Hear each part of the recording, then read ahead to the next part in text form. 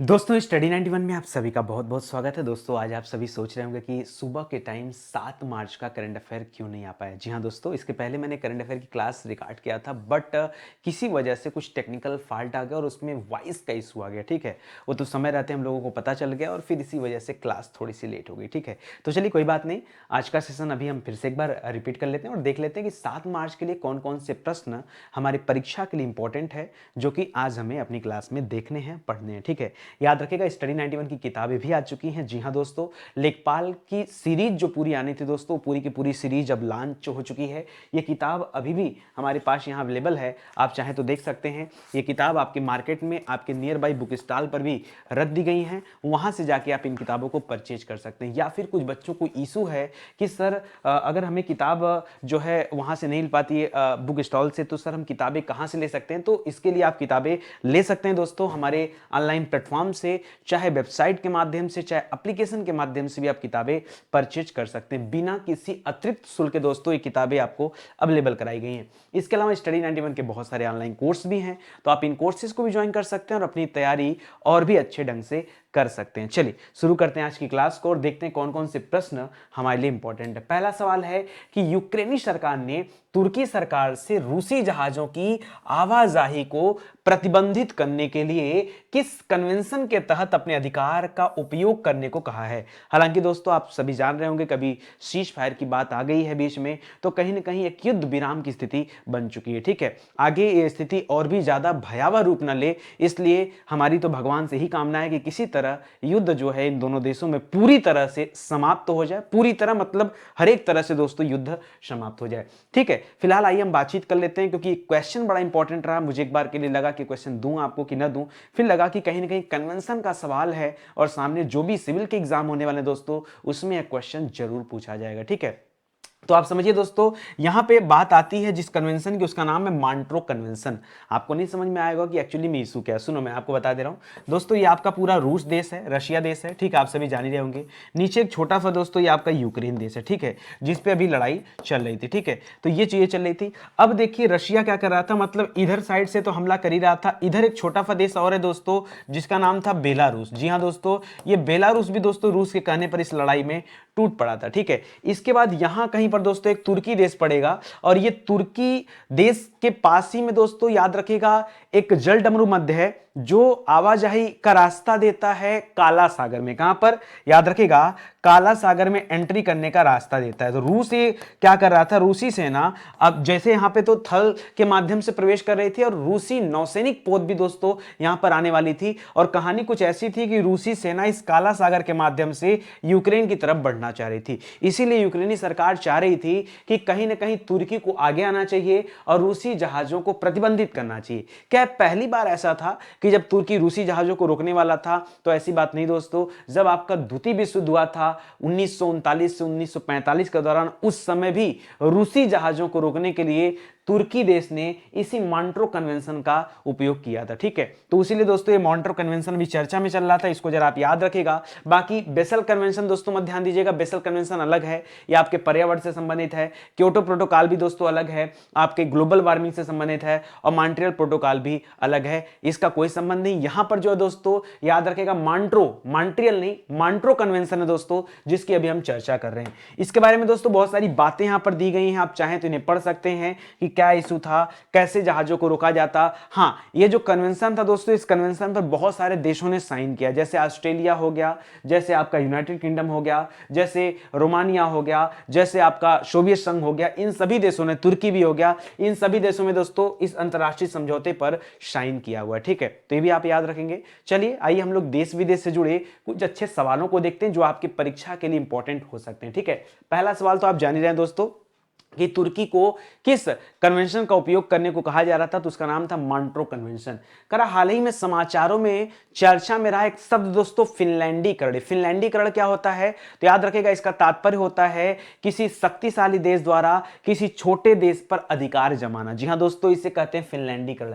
करा यूक्रेन पर रूसी आक्रमण में दुनिया के सबसे बड़े विमान को दोस्तों नष्ट कर दिया गया। उस बड़े विमान का नाम क्या था? उसका नाम था एंटोनो 225 मारिया। क्या नाम था? एंटोनो 225 मारिया नाम था दोस्तों, इसका आगे एक सब जोड़ लीजिएगा मारिया, ठीक है। नहीं लगा था तो बच्चे परेशान हो रहे थे, सर मारिया आपने नहीं लिखा, चलो लिख दिया मारिया, ठीक है। दोस्तों अभी एक चर्चा में एक गैस पाइपलाइन चल रही थी नॉर्ड स्ट्रीम 2। जी हाँ दोस्तों, इसके पहले नॉर्ड स्ट्रीम 1 पाइपलाइन बनी है दोस्तों, जो यूक्रेन के रास्ते दोस्तों रूस को जोड़ता है। ये जो नॉर्ड स्ट्रीम 2 था दोस्तों, ये यूरोप में एक देश है दोस्तों जर्मनी, उस जर्मनी को बाल्टिक सागर होते हुए रसिया से जोड़ रहा था दोस्तों, ये भी याद रखेगा। इसका भी अभी यूक्रेन विरोध कर रहा था, ठीक है, तो ये भी चर्चा में था। करा रूस और किस देश के तनाव के बीच दोस्तों बाबुस्का बटालियन काफी चर्चा में रहा, तो याद रखिएगा यही बाबुस्का बटालियन जो चर्चा में रहा। या फिर आपने चार्नोबिल परमाणु संयंत्र का नाम सुना होगा, वो भी नष्ट हो गया इस युद्ध में, तो ये यूक्रेन में संबंधित है और ये रूस यूक्रेन की लड़ाई के दौरान ही सारी बातें आई हैं समझ में, ठीक है।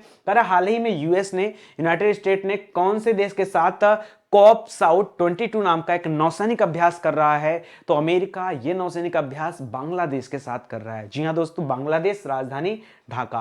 करा किस देश ने पर्यटन में द्विपक्षीय समझौतों को संबंधों को बढ़ावा देने के लिए दोस्तों एक मेमोरेंडम ऑफ अंडरस्टैंडिंग साइन किया है, तो भारत ने यह मेमोरेंडम ऑफ अंडरस्टैंडिंग साइन किया है ऑस्ट्रेलिया देश के साथ, ठीक है, याद रखेगा ऑस्ट्रेलिया देश के साथ। हाल ही में दोस्तों ऑस्ट्रेलिया ने जापान के साथ एक रक्षा समझौता किया है, ठीक है, यह भी याद रखेगा। करा भारत के आधार की तर्ज पर दोस्तों यूनिटरी डिजिटल आइडेंटिटी कौन बना रहा दोस्तों, तो याद रखेगा श्रीलंका वह देश है। जैसे भारत में सबका आधार कार्ड बना है, वैसे ही श्रीलंका भी क्या कर रहा है, आधार कार्ड बना रहा है इसी की तर्ज पर, इसे भी याद रखेगा। करा किस देश ने अपनी आय में विविधता के लिए 2023 के मध्य से एक नए कारपोरेट टैक्स की शुरुआत करने जा रहा देश दोस्तों, तो याद रखेगा वह देश है यूनाइटेड अरब अमीरात। ये वही देश है दोस्तों जहां भारत विदेश में अपना पहला आईआईटी भी खोलने वाला है, वह भी इसी देश में खुलने वाला है, कहां पर, संयुक्त अरब अमीरात में। तो ये हमारा पहला सवाल है। आगे बढ़ते हैं दोस्तों। करा हाल ही में कितने शिक्षकों को राष्ट्रीय सूचना और संचार प्रौद्योगिकी जिसे हम आईसीटी कहते हैं, जी हां दोस्तों, तो आईसीटी पुरस्कार अभी कितने शिक्षकों को दिया जा रहा है, किसको दिया जा रहा है दोस्तों, तो जरा याद रखिएगा शिक्षकों को दिया जा रहा है। शिक्षक कहने से तात्पर्य दोस्तों कि अब जाहिर सी बात है शिक्षकों को दिया जा रहा है, तो इसमें कहीं ना कहीं शिक्षा मंत्रालय दोस्तों होगा यहां पर शामिल, तो याद रखिएगा शिक्षा मंत्रालय शामिल है यहां पर, ठीक है। और शिक्षा मंत्रालय के राज्य मंत्री अन्नपूर्णा जी, उन्हीं के द्वारा दोस्तों वितरित किया गया। अब कितने शिक्षकों को चुना गया दोस्तों, तो याद रखेगा ये जो 41 नाम दे रहा दोस्तों, हाल ही में आपने पढ़ा होगा कि 41 शिक्षकों को जो है कुछ दिन पहले ही दोस्तों कौशलाचार्य पुरस्कार दिया गया था। क्या दिया गया था, कौशलाचार्य पुरस्कार, याद रखेगा। तो आज के लिए तो यह सवाल आपको ध्यान रखना है कि कौशलाचार्य पुरस्कार दिया गया था। इनको जो है अभी इस बार जो यहां पे लिख रहा है कि आईसीटी पुरस्कार इनसे संबंधित नहीं है। ये जो 44 लोग लिखा है दोस्तों, ये भी मत करिएगा, ठीक है। 44 शिक्षकों को हाल ही में राष्ट्रपति रामनाथ कोविंद जी ने, जी हां दोस्तों, कोविंद जी ने क्या किया था, शिक्षक पुरस्कार दिया था। क्या दिया था इनको शिक्षक पुरस्कार दिया गया था, शिक्षक पुरस्कार दिया गया था। तो ये आप याद रखेगा, इसलिए ये भी आपका सही उत्तर नहीं है। आज के लिए जो आपका सही उत्तर दोस्तों वो है 49। कितने शिक्षकों को, 49 शिक्षकों को अभी आईसीटी पुरस्कार दिया गया, तो ये आप याद रखेगा, ये यहां पर आपका क्या हो जाएगा, सही जवाब हो जाएगा ऑप्शन नंबर 3। एक बात और याद रखे दोस्तों, ये 75 मत करिएगा दोस्तों, अभी 75 लोगों को हुनरबाज पुरस्कार दिया गया था। कौन सा दोस्तों, याद रखेगा हुनरबाज पुरस्कार, हुनरबाज पुरस्कार, ये विकलांगों को शिक्षा दीक्षा देने के लिए दोस्तों ये हुनरबाज पुरस्कार दिया गया है, यह भी याद रखेगा, ठीक है। इसके अलावा कुछ बातें और भी याद होंगी, जैसे हाल ही में 128 लोगों को दोस्तों पद्म अवार्ड दिया जा रहा है। क्या दिया जा रहा है, पद्म अवार्ड दिया जा रहा है। इस पद्म अवार्ड में पद्मश्री, पद्म भूषण और पद्म विभूषण ये सभी जो है दोस्तों शामिल है, तो ये भी आप याद रखेंगे ना। अभी दोस्तों हाल ही में 29 बच्चों को, जी हाँ दोस्तों, 29 बच्चों को दोस्तों क्या दिया गया, प्रधानमंत्री बाल पुरस्कार दिया गया। कौन सा, याद रखेगा पीएम बाल पुरस्कार, ठीक है, पीएम बाल पुरस्कार। इसमें दोस्तों आपने पढ़ा था 15 बॉयज थे, जी हाँ दोस्तों, और 14 जो संख्या थी दोस्तों गर्ल की संख्या थी, तो ये भी ध्यान दीजिएगा। इस तरह से कहीं ना कहीं एक दूसरे से जुड़े हुए सवाल हैं, पीछे के करंट अफेयर के सवाल भी आपको याद होने चाहिए, ठीक है। ऐसा नहीं कि नए नए पढ़ते जाओ पीछे भूलते चलो। तो यहां दोस्तों ये लिखा है कि केंद्रीय शिक्षा राज्य मंत्री हैं दोस्तों अन्नपूर्णा देवी, उन्हीं के द्वारा दोस्तों इस आईसीटी पुरस्कार को वितरित किया गया। भारत के अंदर कुल 49 शिक्षकों को चुना गया। अच्छा, कैसे शिक्षकों को चुना गया दोस्तों, तो जिन लोगों ने अभी हाल ही में न्यू एजुकेशन पॉलिसी आई, ठीक है, न्यू एजुकेशन पॉलिसी पर दोस्तों बहुत कुछ बातें आई सामने, एक नया पैटर्न सामने सामने आया, तो जो लोग उसमें अपना अद्भुत योगदान दे रहे थे, उस योजना के तहत काम कर रहे थे, उन लोगों को दोस्तों आईसीटी पुरस्कार के लिए चुना गया है। तो इसको भी आप याद रखिएगा, ठीक है। चलिए मैं आपको आगे ले चलता हूं दोस्तों, और अवार्ड से जुड़े कुछ अच्छे सवाल को बताता हूं। पीछे की बातें दोस्तों ना आप पीडीएफ डाउनलोड करके इत्मीनान से पढ़ लिया करिए, ठीक है। बात आती है कितने लोगों को कौन कौन सा अवार्ड दिया गया, जरा उन अवार्ड पर हम लोग चर्चा कर लेते हैं, ठीक है। तो अभी जैसे आज का सवाल है दोस्तों कि कितने शिक्षकों को आईसीटी पुरस्कार दिया गया, तो क्या बताएंगे, 49 शिक्षकों को आईसीटी पुरस्कार दिया गया। कर हाल ही में बोल्ट्जमान मेडल के लिए दोस्तों पहली बार किसे चुना गया, तो याद रखें पहली बार दोस्तों किसी भौतिक विज्ञान के प्रोफेसर को, या कह दो पहली बार किसी भारतीय को यह पुरस्कार दिया जा रहा है। इनका नाम है प्रोफेसर दीपक धर। क्या नाम है, प्रोफेसर दीपक धर, जो कि फिजिक्स के एक बहुत बड़े प्रोफेसर हैं, जिन्हें बोल्ट्जमान मेडल दिया जा रहा है। युवा गणितज्ञों में दोस्तों रामानुजन पुरस्कार एक बहुत बड़ा अवार्ड होता है, उसका अनाउंसमेंट तो पिछले साल ही हो गया था, बट इस साल यह अवार्ड दिया गया। किसे दिया गया, तो नीना गुप्ता को दिया गया, यह भी आप याद रखेंगे। हाल ही में भारत की सबसे भरोसेमंद सार्वजनिक क्षेत्र की कंपनी कौन बनी, प्राइवेट सेक्टर की बात नहीं कर रहे हैं, सबसे भरोसेमंद पब्लिक सेक्टर की कंपनी कौन बनी दोस्तों, तो कोल इंडिया लिमिटेड को, ठीक है, सीआईएल को चुना गया सबसे जो है बेहतरीन कंपनी के रूप में, ठीक है। दादा साहब फाल्के इंटरनेशनल अवार्ड अभी आया, और उसमें बेस्ट एक्टर का अवार्ड दोस्तों किसे दिया गया, तो याद रखेगा रणवीर सिंह को दिया गया। हाल ही में किसे business standard of the year का पुरस्कार दिया गया, तो आईसीआईसीआई बैंक के दोस्तों एमडी हैं, और इन्होंने आईसीआईसीआई बैंक के टर्नओवर को दोस्तों दोगुना से ज्यादा कर दिया, इसलिए दोस्तों इन्हें पुरस्कार दिया गया। इनका नाम है संदीप बख्शी। क्या नाम है, संदीप बख्शी। ध्यान दीजिएगा आईसीआईसीआई के ये क्या हैं, वर्तमान में एमडी हैं। क्या हैं, मैनेजिंग डायरेक्टर हैं, याद रखिएगा एमडी हैं, ठीक है। हाल ही में किसने वित्तीय रिपोर्टिंग में उत्कृष्टता के लिए आईसीआई पुरस्कार जीता, ICAI institute of chartered accountant of India, यह पुरस्कार जीता है भारत की रेलटेल कंपनी ने। रेलटेल वही कंपनी दोस्तों जो हर एक स्टेशन पर रेल वाईफाई की सुविधा प्रदान करती है, अभी उसे आईसीआई पुरस्कार दिया गया, ठीक है। 18वां स्वर्गीय माधवराव लीमे पुरस्कार किसे दिया गया, तो यह पुरस्कार दिया गया नितिन गडकरी जी को, यह भी याद रखेगा। गणतंत्र दिवस पर दोस्तों इस समय जो है पॉपुलर चॉइस अवार्ड किसे दिया गया, तो याद रखेगा महाराष्ट्र की झांकी को पॉपुलर चॉइस अवार्ड, जबकि सर्वश्रेष्ठ झांकी के रूप में उत्तर प्रदेश की झांकी को चुना गया। उत्तर प्रदेश ने अपनी झांकी में दो चीजों को प्रस्तुत किया था, एक वन डिस्ट्रिक्ट वन प्रोडक्ट, और दूसरा काशी विश्वनाथ कॉरिडोर को, ठीक है, याद रखेगा। वीरता के लिए पुलिस पदक की सर्वाधिक संख्या ये किस राज्य ने जीता दोस्तों, तो सर्वाधिक पुलिस पदक जीता है जम्मू कश्मीर राज्य ने, यह भी याद रखेगा, क्योंकि जम्मू कश्मीर के पुलिस ने आतंकवादियों को भगाने में सबसे बड़ा योगदान दिया, सबसे बड़ा सहयोग किया, इसलिए दोस्तों अभी रामनाथ कोविंद जी के द्वारा यह पुरस्कार वितरित किया जा रहा था, जिसमें सबसे ज्यादा पदक जो है ये जम्मू कश्मीर पुलिस ने जो जीता है, इसको भी याद रखेगा, ठीक है। ये सभी अच्छे अच्छे सवाल है दोस्तों, एक बार वीडियो को लाइक करिए और शेयर करिए, ठीक है। चलिए आगे बढ़ते हैं दोस्तों। अगला सवाल है इंटरनेशनल शूटिंग स्पोर्ट्स फेडरेशन, जी हां दोस्तों, जिसे आप कहते हो I for international, S for shooting, S for sports और एफ फॉर फेडरेशन, ठीक है। तो इसको हम लोग बोलते हैं आईएसएसएफ, ठीक है। आईएसएसएफ विश्व कप में पुरुषों की 10 मीटर एयर पिस्टल प्रतिस्पर्धा चल रही थी दोस्तों, उसमें किसने गोल्ड मेडल जीता, आपको यह बताना। जी हां दोस्तों, किस व्यक्ति ने गोल्ड मेडल जीता है, तो याद रखिए यहां गोल्ड मेडल जीता है सौरभ चौधरी ने, ठीक है, क्योंकि यहां पुरुषों का पूछा है तो याद रखेगा। साथ ही साथ दोस्तों याद रखेगा महिलाओं में गोल्ड मेडल किसने जीता है,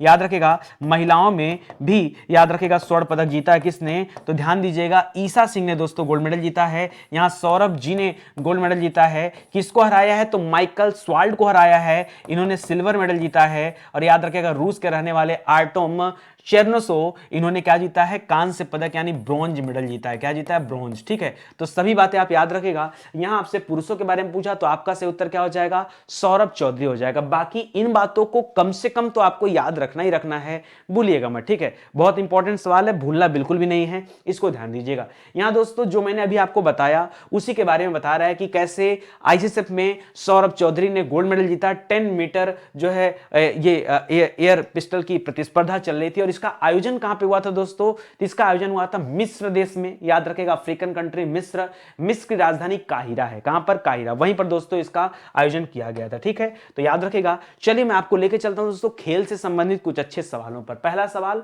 आईसीएसएफ में गोल्ड मेडल किसने जीता, तो बताएगा सौरभ चौधरी ने जीता, ठीक है। हाल ही में प्रो लीग कबड्डी दोस्तों किसने जीत लिया, तो दबंग दिल्ली ने जीता दोस्तों। किसे हराया, तो पायरेट्स पटना को हराया, ठीक है। दबंग दिल्ली ने जीता है पायरेट्स पटना को हरा करके, ठीक है।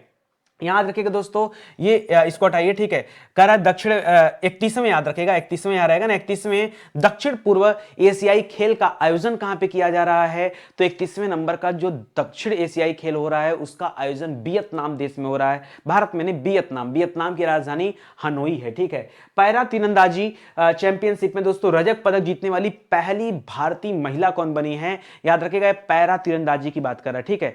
पैरा वर्ड जहां भी लगता है याद रखिए दिव्यांग लोग पार्टिसिपेट करते हैं, ठीक है। और यहां पर जीता है पूजा जात्यान ने। किसने जीता है? पूजा जात्यान ने। हाल ही में मैक्सिकन ओपन किसने जीता है? तो इसके पहले ऑस्ट्रेलियन ओपन भी राफेल नडाल ने जीता था। इस बार मैक्सिकन ओपन भी राफेल नडाल ने ही जीता है। याद रखिएगा ऑस्ट्रेलियन सिंगल्स जो जीता था ओपन में किस महिला ने? एस्ले बार्टी ने जीता था, वो भी याद रखिएगा। कर वुशु स्टार्स चैंपियनशिप में किस भारतीय खिलाड़ी ने रूस में गोल्ड मेडल जीता? जी हां दोस्तों, रूस के मॉस्को में यह हो रहा था। और गोल्ड मेडल किसने जीता? तो मोदी जी ने दोस्तों ट्वीट करके सम्मान भी दिया था इनको। तो याद रखेगा इनका नाम है सादिया तारिक। क्या नाम है? Sadia Tariq. Wushu stars championship की बात कर रहा हूं। कह किस भारोत्तोलक ने सिंगापुर वेटलिफ्टिंग इंटरनेशनल में गोल्ड मेडल जीता? तो याद रखेगा किसने जीता? मीराबाई चानू ने वेटलिफ्टिंग में इस बार फिर गोल्ड मेडल जीता है। 56वीं राष्ट्रीय क्रॉस कंट्री एथलेटिक्स चैंपियनशिप का आयोजन कहां पे किया जा रहा है? तो इसका आयोजन भारत के अंदर नागालैंड राज्य में किया जा रहा है, जिसकी राजधानी कोहिमा है, ठीक है। हाल ही में मैग्नस कार्लसन को हराने वाले सबसे युवा भारतीय खिलाड़ी कौन बन गए हैं? तो मैग्नस कार्लसन जो कि नॉर्वे देश के रहने वाले हैं, बहुत बड़े चेस प्लेयर हैं, याद रखेगा। और यहां पहली बार दोस्तों, पहली बार नहीं, भारत में तीसरी बार ऐसा हुआ है, तीसरे ऐसे व्यक्ति हो गए भारत के जिन्होंने मैग्नस कार्लसन को हराया है। इनका नाम है रमेश बाबू प्रज्ञानानंद। क्या नाम है? रमेश बाबू प्रज्ञानानंद। 2022 बीजिंग शीतकालीन ओलंपिक खेलों में पहला स्थान किसने हासिल किया? तो याद रखिए यहां पहला स्थान हासिल किया है किसने? नॉर्वे देश ने। दूसरा स्थान जर्मनी देश का है और तीसरा स्थान आपके चीन का है, ठीक है। तीनों याद रखिएगा, तीनों इंपॉर्टेंट है। जबकि इसका आयोजन कहां पे हुआ था? चीन की राजधानी बीजिंग में किया गया था। हाल ही में सबसे कम उम्र के एटीपी 500 चैंपियन कौन बने दोस्तों? तो इनका नाम है कार्लोस अल्काराजू। क्या नाम है? कार्लोस अल्काराजू। ये एटीपी 500 चैंपियन बने, ठीक है। चलिए अगले सवाल पर आते हैं। 73वें स्ट्रेंजा मेमोरियल बॉक्सिंग टूर्नामेंट में भारत ने कुल कितने पदक जीते? जी हां दोस्तों, कुल कितने पदक जीते हैं? याद रखेगा ये बॉक्सिंग टूर्नामेंट चल रहा था दोस्तों, और इसमें भारत ने जीता 2 गोल्ड मेडल जीता, याद रखेगा 2 गोल्ड मेडल जीता, प्लस दोस्तों 1 ब्रॉन्ज मेडल जीता। तो कुल कितने पदक जीते हैं? याद रखेगा कुल 3 पदक भारत ने जीता दोस्तों। किस में? तो याद रखेगा 2 स्वर्ण मेडल और क्या हो गया आपका 1 कांस्य करिएगा, ठीक है। 1 स्वर्ण नहीं, 1 कांस्य नहीं, याद रखेगा 2 स्वर्ण और 1 कांस्य जीता है। जीता किसने दोस्तों? तो निखत जरीन ने जीता है, नीतू ने जीता और नंदिनी ने जीता, ठीक है। याद रखेगा इसका आयोजन कहां पे किया गया था? तो इसका आयोजन बुल्गारिया देश में एक जगह है सोफिया, वहां पर किया गया था। यह भी याद रखेगा एक बॉक्सिंग चैंपियनशिप था जिसमें यह अवार्ड जो है भारत ने जीता है, ठीक है। तो इसको भी याद रखेगा, भी अच्छा सवाल है। चलिए खेल वाले सवालों को एक बार फिर से अपडेट कर लीजिए। सवाल क्या पूछा? 73वां ये स्ट्रेंज मेमोरियल बॉक्सिंग टूर्नामेंट दोस्तों ये बुल्गारिया के सोफिया में खेला गया था, जिसमें भारत ने 2 गोल्ड मेडल और 1 ब्रॉन्ज मेडल यानी कांस्य पदक जीता है, याद रखेगा। और जो आईसीएसएफ वाला चल रहा था जिसमें सौरभ चौधरी ने जीता है और ईसा सिंह ने महिला में जीता है। हाल ही में प्रो कबड्डी लीग का 8वां सीजन दोस्तों किसने जीता? तो दबंग दिल्ली ने जीता पायरेट्स पटना को हरा करके, ठीक है। 31वें दक्षिण पूर्व एशियाई खेल का आयोजन कहां पे किया जा रहा है? तो इसका आयोजन किया जा रहा है कहां पर? वियतनाम देश में, ठीक है। पैरा तीरंदाजी विश्व चैंपियनशिप में रजत पदक किसने जीता है? तो याद रखेगा पूजा जात्यान इनका नाम है, ठीक है। मैक्सिकन ओपन राफेल नडाल जीत चुके हैं। वुशु स्टार्स चैंपियनशिप में दोस्तों मैंने आपको बता दिया, मोदी जी ने तारीफ भी किया सादिया तारिक जी का, याद रखेगा उनका नाम। भारोत्तोलन जो हो रहा था दोस्तों सिंगापुर वेटलिफ्टिंग में, उसमें मीराबाई चानू ने जीता है। 56वीं राष्ट्रीय क्रॉस कंट्री एथलेटिक्स चैंपियनशिप जो हो रहा है नागालैंड राज्य में आयोजित किया जा रहा है। मैग्नस कार्लसन को अभी रमेश बाबू प्रज्ञानानंद ने हराया। और 2022 में जो बीजिंग शीतकालीन ओलंपिक हुआ था करा उसमें पहला स्थान किसने हासिल किया? तो पहला स्थान नॉर्वे का था 37 पदक के साथ, ठीक है। दूसरा स्थान जर्मनी का था और तीसरा स्थान स्वयं चीन देश का था, ठीक है। ये भी याद रखेगा। तो 3 स्थान तक आपको चीजें याद रखनी है। चलिए आगे बढ़ते हैं दोस्तों। सही जोड़े का दोस्तों मिलान करिए और बताइए कि कौन सा दिवस जो है वो कब मनाया जाता है, ठीक है। पढ़ते हैं दोस्तों। सबसे आसान है दोस्तों, मैंने जो सिखाया था विश्व वन्य जीव दिवस, याद रखेगा ये हर साल 3 मार्च को मनाया जाता है, पहले तो इसको याद रखेगा। राष्ट्रीय सुरक्षा दिवस यानी नेशनल सेफ्टी डे दोस्तों ये 4 तारीख को मनाया जाता है। सिविल लेखा दिवस याद रखेगा दोस्तों ये 2 तारीख को मनाया जाता है, 2 तारीख को मनाया जाता है। और उसके बाद हो गया नागरिक सुरक्षा दिवस ये 1 तारीख को मनाया जाता है। प्लस दोस्तों याद रखेगा 1 तारीख को शून्य भेदभाव दिवस भी मनाया जाता है। क्या मनाया जाता है? शून्य भेदभाव दिवस भी मनाया जाता है, तो ये भी आप याद रखेंगे, ठीक है। तो ये आपका हो जाएगा, एक बार मैच कराइए क्या बनेगा, पहले का सी हो गया, दूसरे का ए हो गया, तीसरे का डी हो गया, चौथे का बी हो गया, ठीक है। तो सी ए डी बी यानी कि ऑप्शन नंबर 3 दोस्तों यहां पर क्या हो जाएगा, आपका सही जवाब हो जाएगा। आ रहा बात समझ में? आएगा समझ में, इत्मीनान से देखिए चीजों को समझते चलिए, ठीक है। चलिए आगे बढ़ते हैं दोस्तों, तो इसको आप मिलान कर लीजिए। बाकी जो सेफ्टी डे मनाया गया, नेशनल सेफ्टी डे, इसकी थीम दोस्तों क्या थी, तो याद रखेगा इसका थीम था युवा दिमागों का पोषण, सुरक्षा संस्कृति विकसित करे, ठीक है। ये इस बार का क्या था दोस्तों, थीम था। पहली बार इसे 1972 में मनाया गया था, ये भी आप याद रखेंगे, ठीक है। एक दोस्तों राष्ट्रीय सुरक्षा सलाहकार कौन है देश के अंदर, तो याद रखेगा अजीत डोभाल जी हैं, वो भी बात दिमाग में रखेगा क्योंकि सवाल बन सकते हैं, ठीक है। याद रखेगा यहां पर स्टडी 91 पे बहुत सारे ऑनलाइन कोर्स चलते हैं, जिसमें हमारा बेस्ट सेलिंग जो कोर्स है दोस्तों वो हिंदी इंडिविजुअल का बैच है, ठीक है। एक बार आप मौका दीजिए, हिंदी इंडिविजुअल का बैच ज्वाइन करिए दोस्तों। मैं कह रहा हूं राज्य कोई भी हो और परीक्षा कोई भी हो, याद रखें आपको हिंदी में कोई पीछे नहीं कर सकता। एक मौका दीजिए और हिंदी का बैच स्टडी 91 पे ज्वाइन कीजिए, उसके बाद आपको लगेगा कि वाकई सर जो ऑनलाइन क्लासेस चलती है ना वो ऐसे होनी चाहिए, ठीक है। और जो गांव के बच्चे उनको भी परेशान होने की जरूरत नहीं है, क्योंकि इस बैच में आपको ऑफलाइन डाउनलोड की सुविधा दी गई है। आप वीडियो को डाउनलोड करके इत्मीनान से पढ़ सकते हैं, ठीक है। आगे बढ़िए, करा आईएसएसएफ जो अभी वर्ल्ड कप चल रहा था दोस्तों, ये मिस्र के अंदर काहिरा में ना, कहां इसका आयोजन किया गया था, तो याद रखेगा मिस्र की राजधानी दोस्तों काहिरा में, वहां पर आयोजन किया गया था। लिख रहा दोस्तों यहां पर 10 मीटर एयर पिस्टल प्रतिस्पर्धा में दोस्तों भारत ने कितने पदक जीते हैं, याद रखेगा यहां भारत ने जीते 2 गोल्ड मेडल प्लस दोस्तों याद रखेगा इस वाले में 1 सिल्वर मेडल भी भारत ने जीता है, ठीक है। और इसके पहले दोस्तों जो आप पढ़ रहे थे ना बॉक्सिंग वाले में, उस बॉक्सिंग में 2 गोल्ड मेडल के साथ 1 ब्रॉन्ज मेडल जीता था भारत ने, तो भी याद रखेगा। तो यहां पर दोस्तों एक कान से मत करिएगा, यहां पर करिएगा 2 स्वर्ण पदक और 1 रजत पदक जीता, रजत यानी कि सिल्वर मेडल। अब गोल्ड किसने जीता दोस्तों, तो याद रखेगा मेल वाले में आपने पीछे पढ़ा दोस्तों, सौरभ चौधरी का नाम पढ़ा, सौरभ चौधरी ने जीत लिया मेल वाला, ठीक है। याद रखेगा और फीमेल वाला दोस्तों याद रखिए किसने जीता, ये ईशा सिंह ने जीता, ठीक है, ईशा सिंह ने जीत लिया, तो इसको भी याद रखेगा, ठीक है। इस तरह से आप इन बातों को याद रखेंगे। यहां पर दोस्तों आगे बहुत सारी बातें दी गई हैं, आप चाहें तो पढ़ सकते हैं। चलिए हम लोग खेल से जुड़े हुए जो सवाल थे एक बार उसको अपडेट कर लेते हैं अपने दिमाग में, ठीक है। तो यहां पर देखिए आईएसएसएफ जो वर्ल्ड कप था इसमें भारत ने कुल 2 गोल्ड मेडल और 1 सिल्वर मेडल जीता। जो स्टैंजा मेमोरियल बॉक्सिंग टूर्नामेंट था दोस्तों, इसमें भारत ने 2 गोल्ड मेडल के साथ 1 कांस्य पदक यानी 1 ब्रॉन्ज मेडल जीता है। आईएसएसएफ में दोस्तों किस मेल ने दोस्तों गोल्ड मेडल जीता है, तो नाम आप जान ही रहे हैं, फीमेल का नाम ईशा सिंह है, मेल का नाम क्या है, सौरभ चौधरी है। प्रो कबड्डी लीग ये दबंग दिल्ली ने जीता है पायरेट्स पटना को हरा करके। 31वें दक्षिण पूर्व एशियाई खेल का आयोजन ये वियतनाम देश में किया जा रहा है। पैरा तीरंदाजी वर्ल्ड कप दोस्तों ये इसमें रजत पदक जीता है पूजा जातियान ने, ठीक है। मैक्सिकन ओपन आपके राफेल नडाल ने जीत लिया। वुशु स्टार चैंपियनशिप में गोल्ड मेडल पहली बार किसी ने जीता है, भारतीय महिला है, इनका नाम है सादिया तारिक, ठीक है। और भारोत्तोलन में दोस्तों सिंगापुर में वेटलिफ्टिंग चैंपियनशिप हो रहा था, वहां पे मीराबाई चानू ने अपना नाम दर्ज कराया, गोल्ड मेडल जीता। 56वीं राष्ट्रीय क्रॉस कंट्री चैंपियनशिप दोस्तों ये नागालैंड में आयोजित किया जा रहा है, यह भी याद रखेगा। और जो बीजिंग ओलंपिक चल रहा था दोस्तों शीतकालीन, उसमें नॉर्वे देश का पहला स्थान, जर्मनी का दूसरा स्थान और चीन का तीसरा स्थान है, यह भी आप लोग याद रखेंगे, ठीक है। चलिए आगे बढ़ते हैं, अगला सवाल देखते हैं। करण नाइट फ्रैंक द्वारा जारी रिपोर्ट के अनुसार 2021 में विश्व स्तर पर अरबपतियों की संख्या, आबादी की सबसे अधिक संख्या के मामले में भारत दोस्तों किस स्थान पर है, तो याद रखें दोस्तों यहां पर यूएसए यानी अमेरिका देश का दोस्तों पहला स्थान है, चीन देश में दूसरा स्थान है और भारत का स्थान है दोस्तों तीसरा। याद रखेगा भारत का तीसरा स्थान है। चौथा स्थान किसका दोस्तों, चौथा स्थान है जर्मनी देश का, ठीक है। अच्छा, भारत की बात आई गई दोस्तों, तो भारत की बात से दोस्तों 2-3 बातें और आप याद रख लीजिए। कुछ दिन पहले ही पढ़ा था दोस्तों हम लोगों ने कि भारत में अरबपतियों की संख्या 102 से बढ़कर के कितनी हो गई दोस्तों, 142 हो गई है। ये हम लोगों ने क्या पढ़ा था, कुछ दिन पहले पढ़ा था, कुछ दिन पहले पढ़ा, ठीक है, ये हम लोगों ने पढ़ा। फिर दोस्तों दोबारा क्या पढ़ा, दोबारा पढ़ा कि अरबपतियों की संख्या में 11% की क्या हुई दोस्तों, वृद्धि देखी गई, ये पढ़ा। और अब एक डेटा और अपडेट कर दे दोस्तों कि जो संख्या 142 थी वो संख्या बढ़कर के 145 हो गई। कितनी हो गई दोस्तों, 145 हो गई है।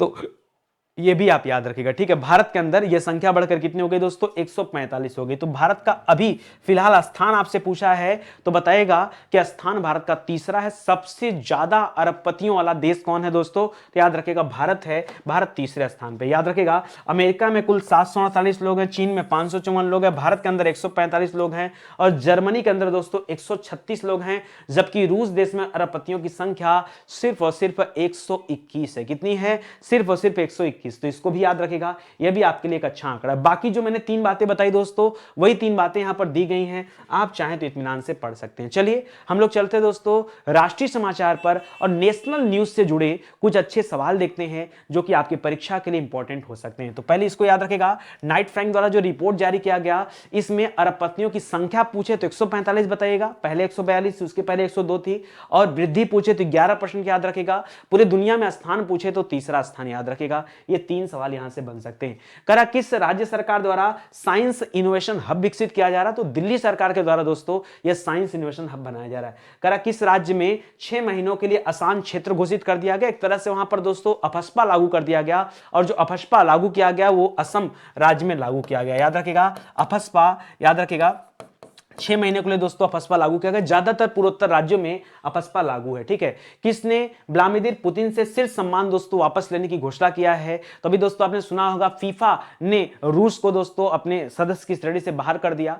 अंतरराष्ट्रीय ओलंपिक समिति ने दोस्तों रूस के राष्ट्रपति से अपना शीर्ष सम्मान छीन लिया। ये सब चीजें आप याद रखेगा, ये जब यूक्रेन पे लड़ाई चल रही थी उसी दौरान ये सारी चीजें हुई दोस्तों। कुछ भारतीय नागरिक दोस्तों आपकी यूक्रेन देश में फंसे थे, जिसके लिए भारत सरकार की तरफ से ऑपरेशन गंगा चलाया गया, और भारत सरकार के 4 मिनिस्टर यूक्रेन के पड़ोसी देशों में भी गए जहां पर भारतीय छात्रों को निकालने में मदद किया गया, ठीक है। ये भी याद रखेगा। करा कहां पर नए तेल क्षेत्र की खोज किया गया, तो राजस्थान के अंदर दोस्तों एक जगह है बाड़मेर। कौन सा जगह है, बाड़मेर। वहां पर वेदांता ग्रुप के सहयोग से दोस्तों एक नया जो है तेल क्षेत्र खोजा गया है, याद रखेगा राजस्थान में खोजा गया, और किसके सहयोग से, तो याद रखेगा दोस्तों वेदांता ग्रुप के सहयोग से दोस्तों इसे खोजा गया है। तो ये भी आप याद रखेंगे, ठीक है। करा किस राज्य में जल टैक्सी की शुरुआत किया गया है, तो जल मेट्रो की शुरुआत तो दोस्तों ऐसे कोच्चि में हुआ था, कोच्चि केरल में, लेकिन जल टैक्सी की शुरुआत आपके महाराष्ट्र में हुआ है, ये भी याद रखेगा। करा किस संगठन ने अटल इनोवेशन मिशन नीति आयोग के साथ दोस्तों एक कम्युनिटी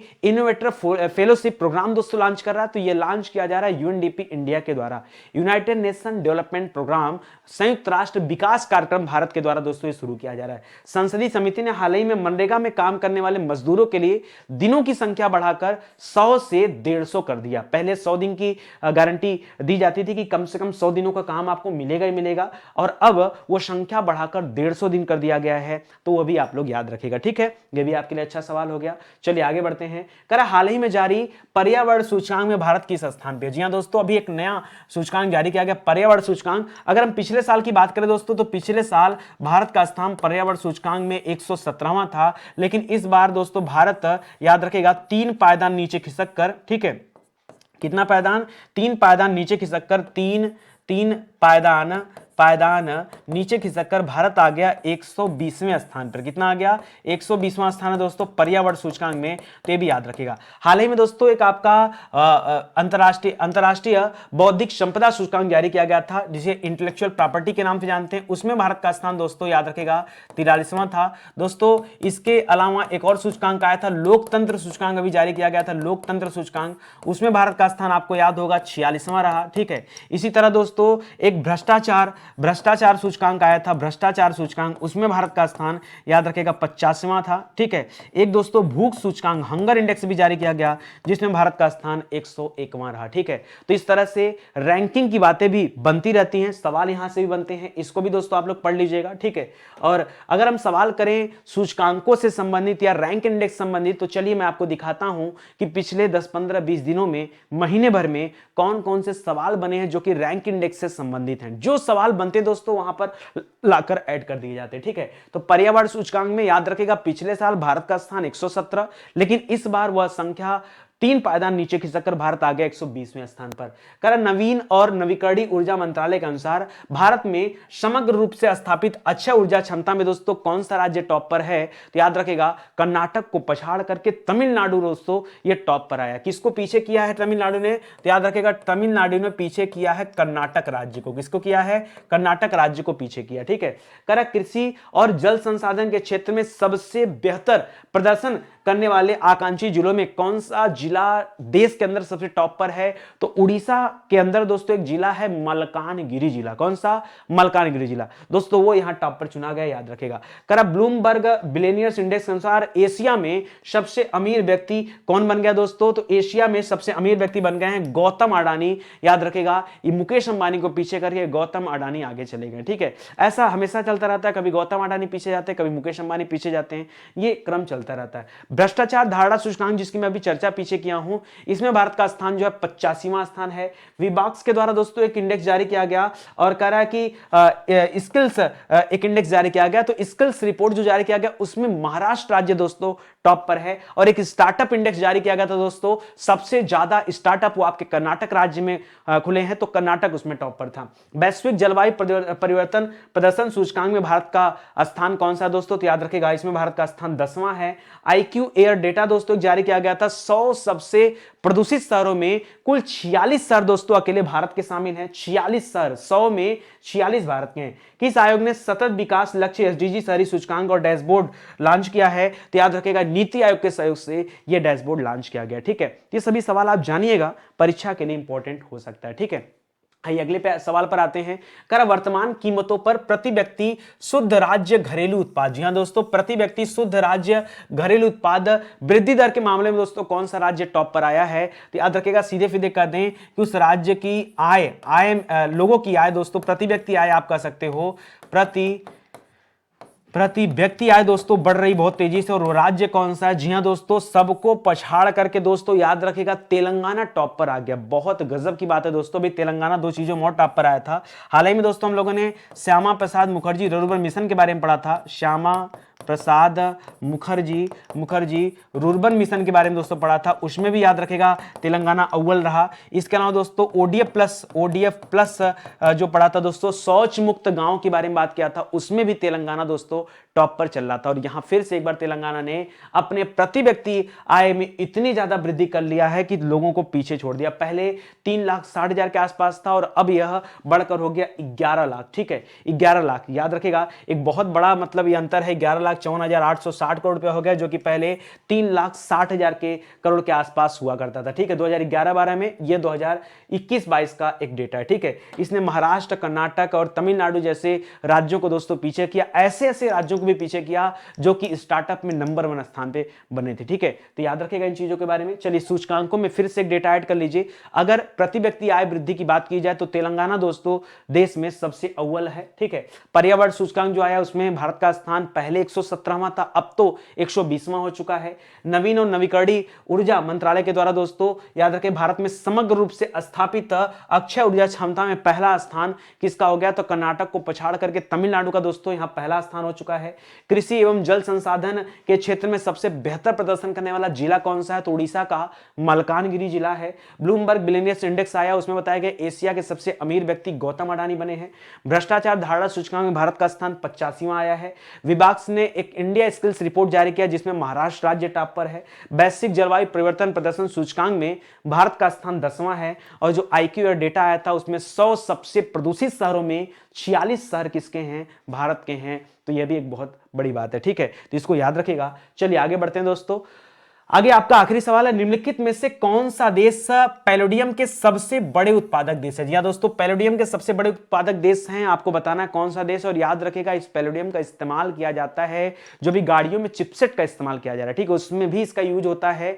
और इसके उत्पादन में याद रखेगा रूस और अफ्रीका 2 देश हैं दोस्तों, रूस और अफ्रीका याद रखेगा टॉप पर है। और रूस में जो लड़ाई चल रही है दोस्तों, इसकी वजह से पैलेडियम के उत्पादन पर भी दोस्तों बहुत बड़ा असर पड़ रहा है। इस वजह से चिपसेट के निर्माण निर्माण में दिक्कतें आ सकती हैं। भारत के अंदर दोस्तों जो सेमीकंडक्टर चिप जो एक उद्योग डेवलप किया जा रहा है, भारत सरकार इस पे बड़े पैसे खर्च करे, लगभग 7,000 करोड़ रुपए का दोस्तों भारत सरकार बजट है और वेदांता ग्रुप ने दोस्तों निर्णय लिया है ये चिपसेट बनाने का। ठीक है, फिलहाल इस बातों को भी याद रखेगा कि पैलेडियम के उत्पादन में रूस और दक्षिण अफ्रीका दोस्तों टॉप पर है, इसको याद रखेगा। ठीक है, कह रहे पैलेडियम का उपयोग लगभग सभी तरह के इलेक्ट्रॉनिक उपकरणों में किया जाता है और यह चिपसेट सर्किट बोर्ड बनाने में दोस्तों इस्तेमाल किया जाता है। ठीक है, ये बड़ा ही इंपॉर्टेंट धातु है दोस्तों, और जब से लड़ाई चल रहा है तब से कहीं ना कहीं इसके उत्पादन में थोड़ी सी गिरावट देखी गई है और ऐसे में कुछ चीजों के दाम भी बढ़ सकते हैं, तो याद रखिएगा। चलिए साइंस से जुड़े हुए कुछ अच्छे सवाल पढ़ते हैं। पहला सवाल, यही पैलेडियम के उत्पादन में कौन सा देश अव्वल है? तो याद रखिएगा रशिया और दक्षिण अफ्रीका, ये दो देश टॉप पर है। इंग्लैंड के पूर्वी मिडलैंड के जुरासिक काल का 18 करोड़ साल पुराना समुद्री ड्रैगन का दोस्तों जीवाश्म मिला है। इसका नाम क्या है? इसका नाम है इच्थियोसार। क्या नाम है? इच्थियोसार। याद रखेगा भारत में एक जीवाश्म पार्क बनाया जा रहा है। क्या आप जानते हैं भारत के अंदर ये जीवाश्म पार्क क्यों और कहां बनाया जा रहा है? याद रखें दोस्तों, भारत के अंदर भी दोस्तों डायनासोर के कुछ सुराग मिले थे, आज नहीं बहुत दिनों पहले मिले थे। ये सुराग मिले दोस्तों मध्य प्रदेश के जबलपुर के लम्हेटा गांव में। कहां पर? लम्हेटा गांव में। उसी लम्हेटा गांव में दोस्तों ये जीवाश्म पार्क भी बनाया जा रहा है जहां पर डायनासोर से जुड़े हुए कुछ प्रमाण भी मिले थे। याद रखिएगा। हाल ही में ICMR Indian council of medical research ने ओमिक्रॉन वेरिएंट का पता लगाने के लिए किस किट को दोस्तों मंजूरी दिया है? तो यहां पर एक नई किट आई है ओमीश्योर। जी हां दोस्तों, ओमीश्योर नाम है। फ्रोजन टार्डिग्रेस दोस्तों ये पानी में पाए जाने वाले बहुत ही सूक्ष्म जीव हैं जो हमें नंगी आंखों से दिखाई नहीं देते हैं। यह भी चर्चा में चल रहा था, तो याद रखिएगा। हाल ही में खबरों में रहा साइके मिशन। क्या दोस्तों? तो नासा के द्वारा दोस्तों एक मिशन आ रहा है साइके मिशन। ये क्या है? याद रखिएगा जो सौरमंडल के अंदर 4 चट्टानी ग्रह हैं जिसमें आपका बुध आता है, शुक्र आता है, पृथ्वी आती है और मंगल आता है। इसके बाद 4 गैसीय ग्रह हैं। इन दोनों के बीच में दोस्तों क्षुद्र ग्रहों की कुछ पेटियां हैं, ठीक है, जिसमें बहुत सारे छोटे छोटे क्षुद्र ग्रह देखने को मिलते हैं। उसी में एक क्षुद्र ग्रह है जिसका नाम है साइके। उस साइके उपग्रह पे दोस्तों याद रखेगा, क्षुद्र ग्रह बोलिए, उस साइके क्षुद्र ग्रह पे बहुत सारे धातुएं मौजूद हैं। उसके लिए दोस्तों एक मिशन चल रहा है जिसका नाम है साइके मिशन। ठीक है, ये नासा अमेरिका के द्वारा चलाया जा रहा है। किसके द्वारा? 90 मिनट में ओमिक्रॉन का पता लगाने के लिए दोस्तों एक टेस्ट किट विकसित किया गया। तो IIT दिल्ली के शोधकर्ताओं ने दोस्तों इस किट को विकसित किया। 90 मिनट में ओमिक्रॉन का पता चल जाएगा। किस संगठन ने हाल ही में विश्व मलेरिया रिपोर्ट जारी किया? तो ये आपका जो स्वास्थ्य संगठन है WHO, उसके द्वारा जारी किया गया। DRDO और किसने हाल ही में पोखरण रेंज में स्वदेश निर्मित stand of anti tank missile का सफल परीक्षण किया है? तो जाहिर सी बात है DRDO और जो भारतीय वायुसेना है इन्होंने किया है। किस देश के ताइवान सैटेलाइट लॉन्च सेंटर से गौफेन 1103 नामक एक नया सैटेलाइट लॉन्च किया गया दोस्तों? तो वह देश है चीन, जिसकी सैटेलाइट थी। ठीक है, तो ये सभी सवाल दोस्तों आपके लिए इंपॉर्टेंट है। कहीं ना कहीं आपके परीक्षा में यहां से कईयों सवाल बन सकते हैं। ध्यान दीजिएगा, जो बच्चे अभी लेखपाल परीक्षा के लिए, बीडीओ परीक्षा के लिए, यूपी पुलिस के लिए, इन सब परीक्षाओं की तैयारी कर रहे हैं, एक मौका दोस्तों आप स्टडी 91 को दीजिए। और कुछ नहीं तो कम से कम हिंदी विषय के लिए दोस्तों जरूर मौका दीजिए, आपको पढ़कर बड़ा ही मजा आएगा। ये हमारे हेल्पलाइन नंबर है दोस्तों, जिन पर कॉल करके आप संपर्क कर सकते हैं और किसी भी तरह की जानकारी प्राप्त कर सकते हैं। अब तो किताबें भी आ चुकी हैं दोस्तों, तो अच्छे से आप किताबों को परचेज करिए, पढ़ाई करिए, तैयारी करिए। और अब चुनाव दोस्तों समाप्त हो रहा है, तो चुनाव के समाप्त होने के बाद फिर से लग जाइए, क्योंकि अब तो वैकेंसी आनी है, सरकार किसी की बने। ठीक है, तो अब आपके पास ज्यादा समय नहीं है और आपको, मुझे नहीं लगता कि ज्यादा इधर उधर की बातें सोचनी चाहिए, आपको ज्यादा फोकस अपने तैयारी पर करनी चाहिए। ठीक है, चलिए मिलते हैं दोस्तों अगले लेक्चर में, तब तक के लिए धन्यवाद। जय हिंद, जय Bharat. Thank you so much.